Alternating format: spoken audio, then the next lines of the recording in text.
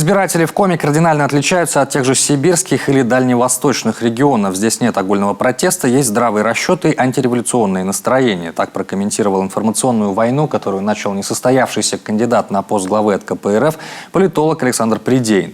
Напомним, избирком отказал в регистрации Олегу Михайлову из-за того, что некоторые подписавшиеся за него муниципальные депутаты ранее уже отдали свои голоса за других кандидатов. Федеральный политолог считает, что жители Коми могут быть не в восторге от власти, но они при этом не ждут какого-то нового лидера-супергероя. Если система работает и позволяет нормально жить, значит пусть будет система, поясняет он.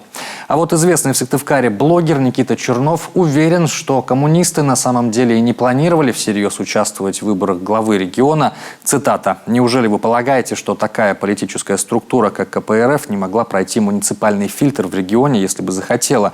И почему о проблемах со сбором подписей у Михайлова стало известно уже, когда ему отказали в регистрации, а не на этапе сбора?»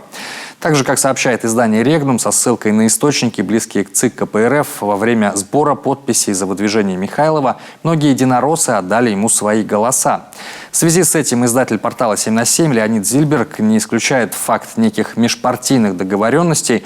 По его словам, цитата: «Когда на одной чаше весов гарантированный мандат, а на другой смутные партийные перспективы, совершенно очевидно, что перевешивает».